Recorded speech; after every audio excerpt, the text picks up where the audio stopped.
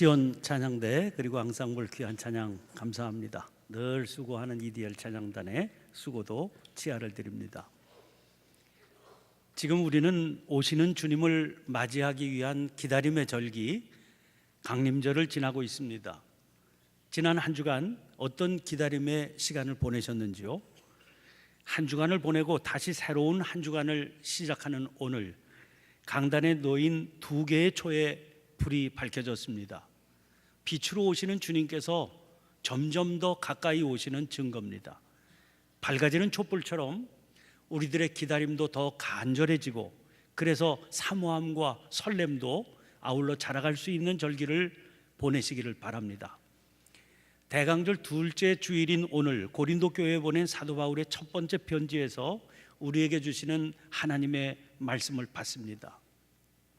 신학교 다닐 때의 경험입니다. 저는 고향이 서울이기 때문에 늘 집에서 학교를 다녔습니다. 초등학교 때부터 고등학교 때까지 늘 그래왔던 일입니다. 주변의 친구들도 거의 대부분 저와 같았습니다. 그런데 신학교에 진학을 하게 되니까 사정이 달라졌습니다. 시골 출신인 학우들이 많았기 때문이죠. 그 친구들은 주로 기숙사 생활을 했습니다. 저로서는 아주 색다른 경험이었습니다. 기숙사 생활이라고 하는 것 자체가 참 신기했습니다. 기회가 될 때마다 자주 놀러 갔죠. 그런데 기숙사에 가보면 친구들이 부모님께 보내는 편지를 쓰고 있습니다. 우리들 말로 향토 장학금이라고 부르는 생활비 보내달라는 편지를 쓰는 겁니다. 그런데 편지를 쓰면서 친구가 웃으면서 말합니다. 다름이 아니오라부터가 진짜 내용이야. 근데 그 앞에 등장하는 날씨가 어떻고 건강은 어떤지 이런 인사들이 물론 그냥 빈말로 하는 인사만은 아니겠죠.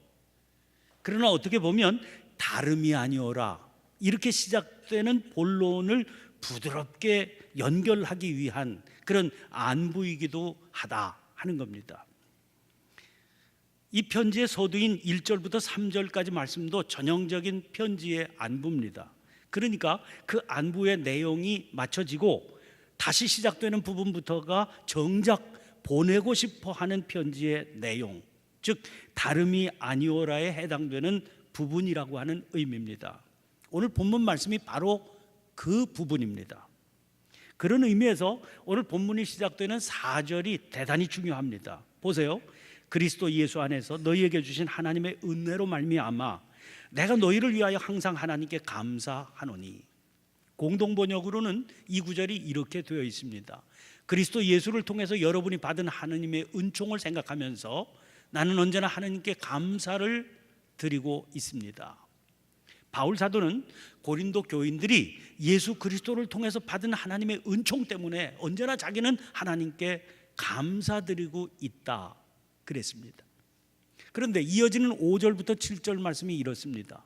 이는 너희가 그 안에서 모든 일, 곧 모든 언변과 모든 지식의 풍족함으로 그리스도의 증거가 너희 중에 견고하게 되어 너희가 모든 은사의 부족함이 없이 우리 주 예수 그리스도의 나타나심을 기다림이라. 이 구절도 공동번역으로 다시 보겠습니다. 여러분은 그리스도와 함께 살면서 모든 것을 넉넉히 갖추게 되었고 특히 언변과 지식에 뛰어나게 되었습니다. 여러분은 그리스도에 관한 증언에 깊은 확신을 가졌으며 모든 은총의 선물을 조금도 부족함이 없이 받고 우리 주 예수 그리스도께서 다시 나타나실 날을 고대하고 있습니다. 개역 개정판 성경에서는 5절의 시작을 이는 이 단어로 시작하고 있지요. 그것은 앞에서 말한 바 고린도 교회 성도들의 일로 언제나 하나님의 은혜를 생각하면서 감사를 드리는 이유가 무엇인지를 설명하겠다 그런 뜻입니다. 그리고 그 이유를 들었습니다. 모든 언변과 모든 지식에 풍족한 것, 그리고 모든 은사에 부족함이 없는 것, 그런 모습으로 예수 그리스도의 나타나심을 기다리는 것 때문이다 그런 거죠. 바울을 연구하는 대다수의 전문가들은 바울의 편지에 통상적으로 등장하는 표현의 특징을 주목해서 연구하고 있습니다. 그 특징 중 한 가지가 앞으로 편지 안에서 다루게 될 중요한 내용들을 이 앞부분에 등장하는 감사문에서 미리 다루는 그런 특징이 있다는 겁니다. 고린도전서도 다르지 않습니다. 여기 5절에 등장하는 모든 언변과 모든 지식은 고린도전서 1장부터 4장까지의 주제를 이룹니다. 7절에 등장하는 모든 은사는 12장부터 14장에서 다루게 되는 주제가 됩니다. 우리 주 예수 그리스도의 나타나심을 기다림은 3장 10절에서 17절, 4장 1절에서 5절에서 언급되었다가 15장의 부활에 대한 논의에서 절정을 이루게 됩니다. 바울이 고린도전서라는 편지를 쓰게 된 이유를 조금 알고 또 고린도전서의 전체적인 내용에 대해서 조금이라도 이해가 있는 분들이라면 바울의 이런 표현 때문에 혼란을 느끼게 되실 수가 있습니다. 왜냐하면 그 전체의 내용으로 보면 이것은 하나님 앞에 감사할 내용이 결코 아니었기 때문입니다. 저 그리스 본토 아래쪽으로 내려가면 펠로폰네소스라고 하는 그런 반도가, 큰 반도가 본토와 아주 가늘게 이어져 있습니다. 그 가늘게 이어져 있는 부분에 위치해 있는 도시가 고린도라고 하는 도시입니다. 지중해와 에게해의 중간에 위치하고 있는 자리죠. 이미 주후 67년에 당시 로마 네로 황제가 노예 6,000명을 동원해서 운하 공사를 시작했습니다. 그 가늘게 이어져 있는 부분에 운하를 놓을 수만 있다면 저 거대한 반도를 돌아가야만 하는 약 700km의 험난한 항로가 단축될 수 있기 때문입니다. 그러나 그 다음에 네로가 죽게 되는 바람에 공사는 중단되고 말았지만 결국 오랜 세월이 흘러서 1881년에 공사가 재개됩니다. 13년 만인 1893년에 완공을 보았는데 그것이 전체 길이 6.3km에 이르는 현재의 고린도 운하입니다. 게다가 옛날부터 반도와 대륙을 이어주는 남북의 육로도 잘 이 지역에 발달해 있었습니다. 그러니 이 도시가 해상무역의 중심지가 되고 사업의 요충이 되는 것은 지극히 자연스러운 일이었죠.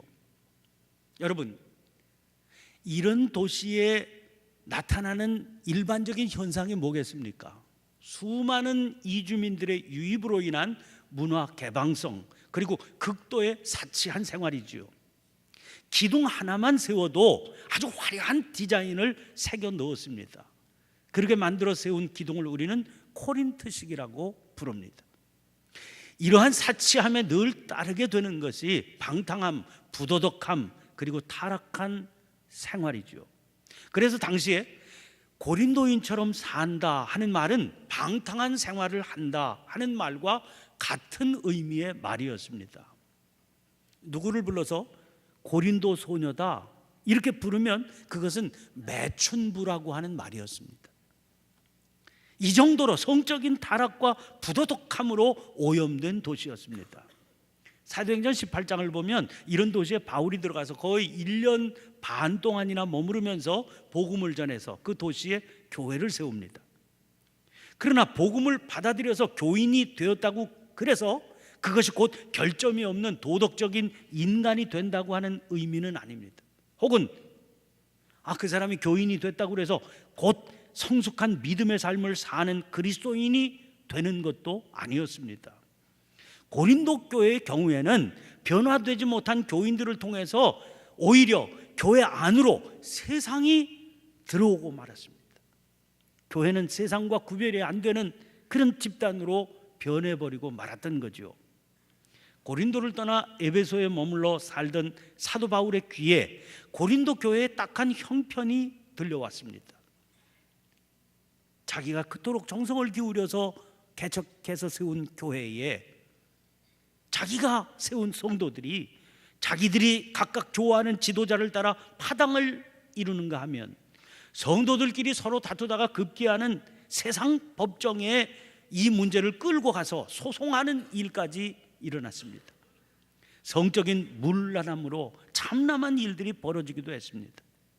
자기들 나름대로의 주장을 내세우는 바람에 교회 공동체 예배가 어지러워지는 일도 일어났습니다. 신령한 것을 추구한다는 명목하에 갖가지 어지러운 일들이 벌어지고 있었습니다.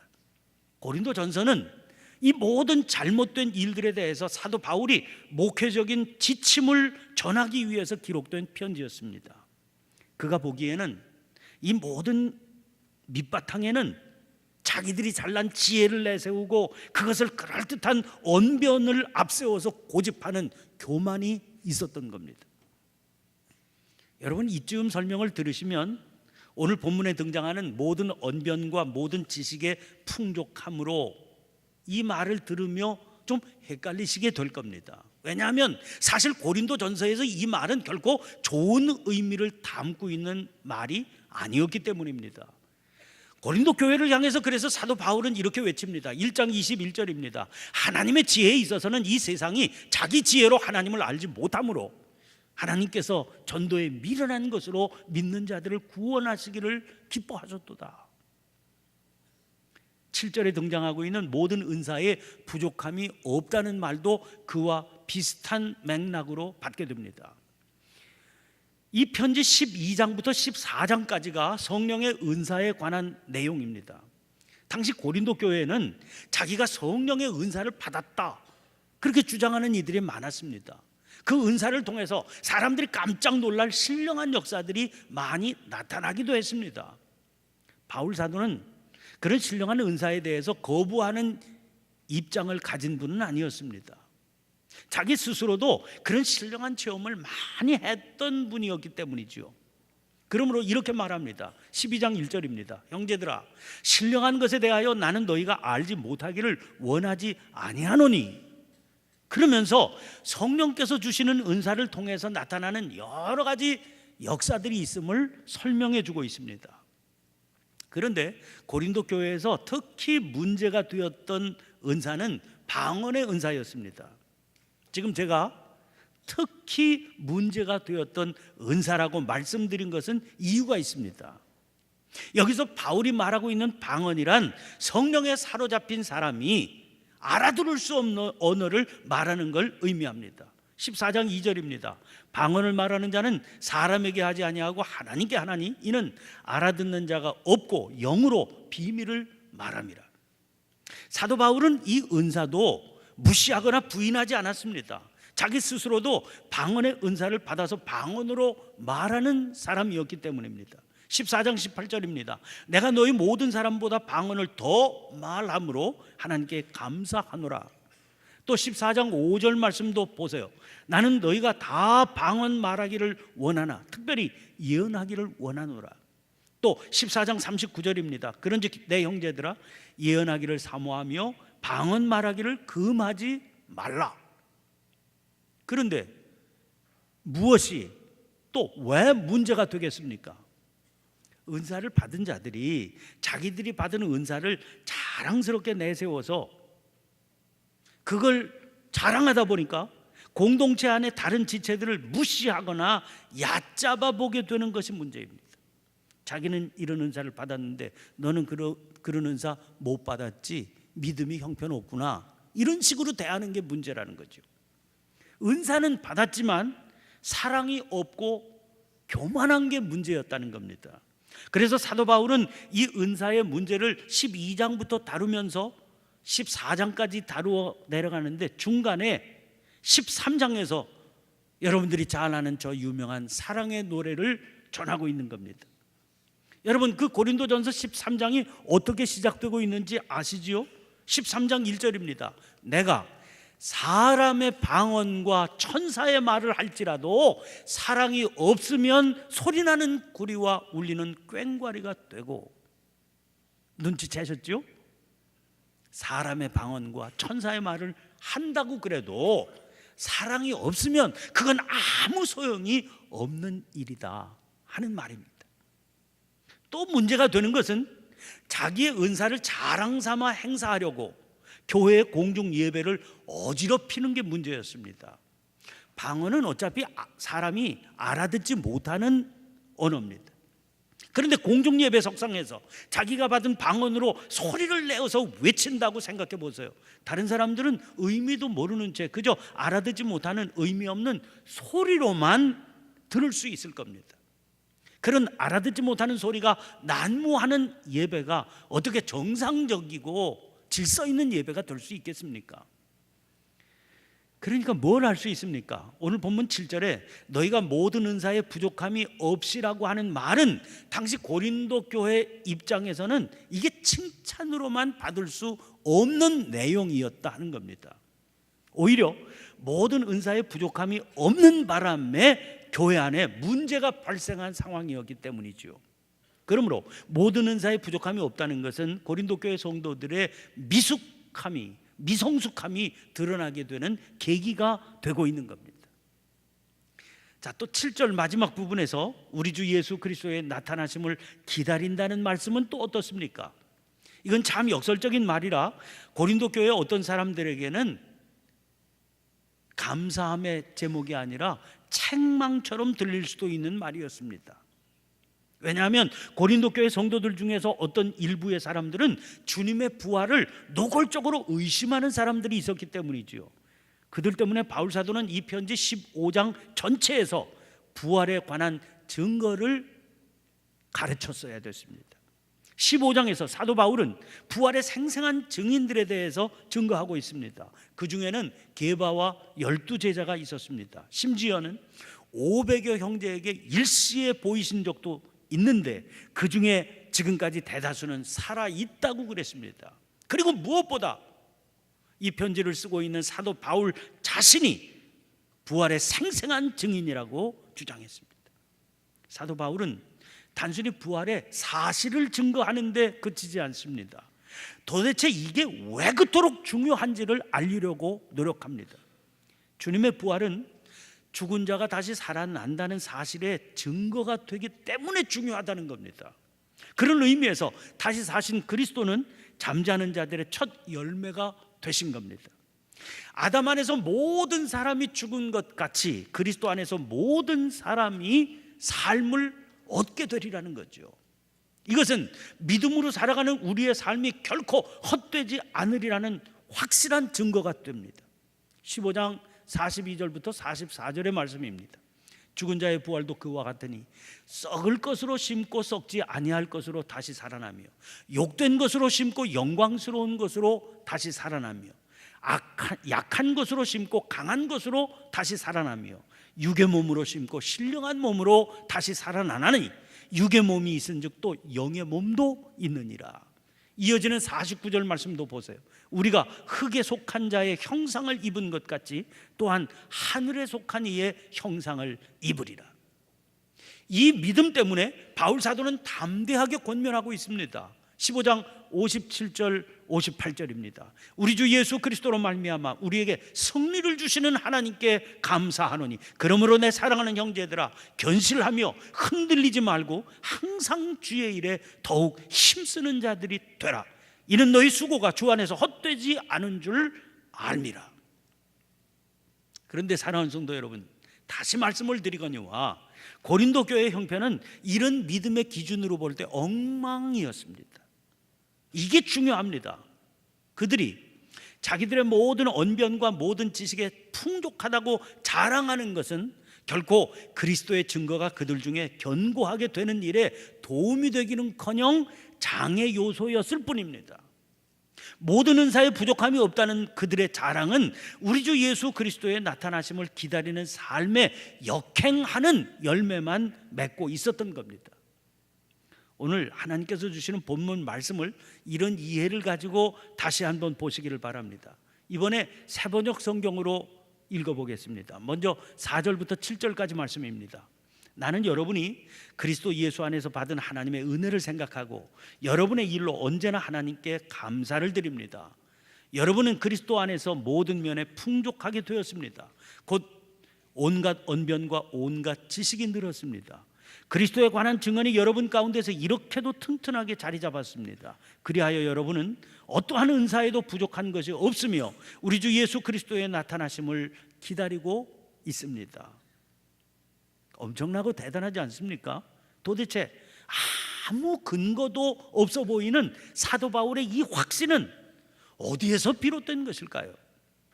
그 확신의 근거가 이어지는 8절 9절 말씀에 담겨 있는 겁니다.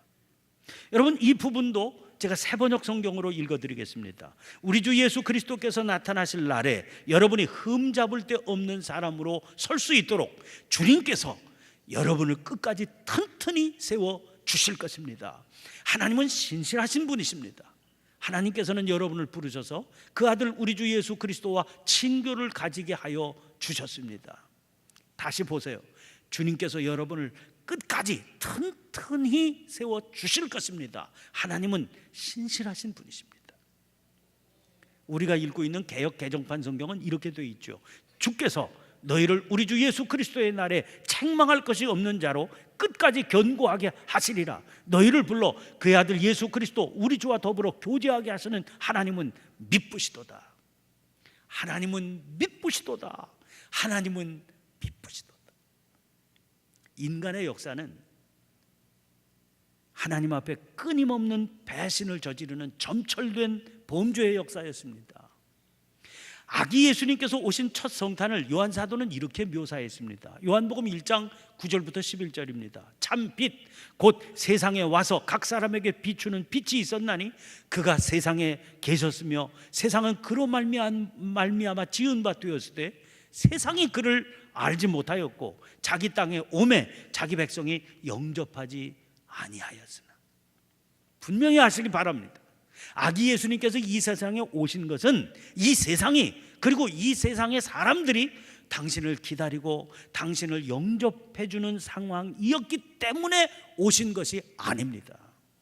오히려 그와는 정반대의 상황이었죠. 그런데도 오셨습니다. 오신다는 하나님의 약속을 실현하신 것입니다. 하나님은 이렇게 약속하신 것을 반드시 이루시는 미쁘신 분이십니다.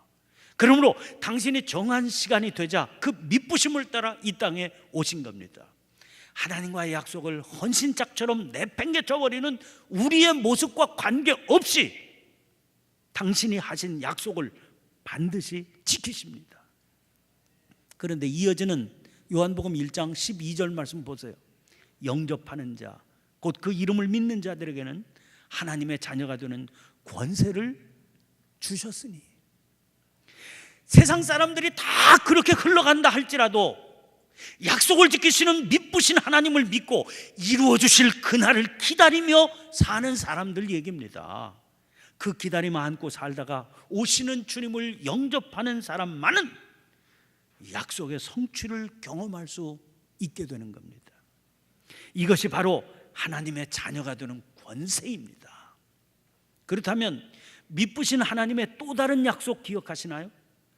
부활하신 주님께서는 승천하시면서 분명히 약속해 주셨습니다. 사도행전 1장 11절 하반절입니다. 너희 가운데서 하늘로 올려지신 이 예수는 하늘로 가심을 본 그대로 오시리라 하였느니라. 무슨 말씀입니까? 다시 오신다는 약속입니다. 성경은 증거합니다. 주님께서 다시 오시는 그날은 역사의 대단락이 내려지게 될 겁니다. 하나님은 미쁘십니다. 당신이 하신 약속을 반드시 지키시고 이루십니다. 이 땅에서 인간들이 만들어내는 상황에 좌우되지 않습니다. 당신의 시간에 당신의 방법으로 당신의 약속을 반드시 이루십니다. 그러니까 문제는 우리들입니다. 교회는 기다림의 공동체입니다. 누구를 일러 그리스도인이라고 말합니까? 미쁘신 하나님을 믿는 사람들입니다. 그래서 언젠가 다시 오신다고 약속하신 그 주님을 믿음으로 기다리며 사는 사람들입니다. 그러면 어떤 게 진실한 기다림의 모습이겠습니까? 계시록 2장 24절부터 29절까지 해서 주님의 사자는 두아디라 성도들에게 이렇게 말씀하십니다. 두아디라에 남아있어 이 교훈을 받지 아니하고 소위 사탄의 깊은 것을 알지 못하는 너희에게 말하노니 다른 짐으로 너희에게 지울 것은 없노라. 다만 너희에게 있는 것을 내가 올 때까지 굳게 잡으라. 이기는 자와 끝까지 내 일을 지키는 그에게 만국을 다스리는 권세를 주리. 그가 철장을 가지고 그들을 다스려 질그릇 깨뜨리는 것과 같이 하리라. 나도 내 아버지께 받은 것이 그러하니라. 내가 또 그에게 새벽 별을 주리라. 귀 있는 자는 성령이 교회들에게 하시는 말씀을 들을지. 그러므로 기다림의 사람들은 들으시기를 바랍니다. 이기는 자와 끝까지 내 일을 지키는 그에게 만국을 다스리는 권세를 주리라. 내가 또 그에게 새벽별을 주리라. 내가 또 그에게 새벽별을 주리라. 기도하겠습니다.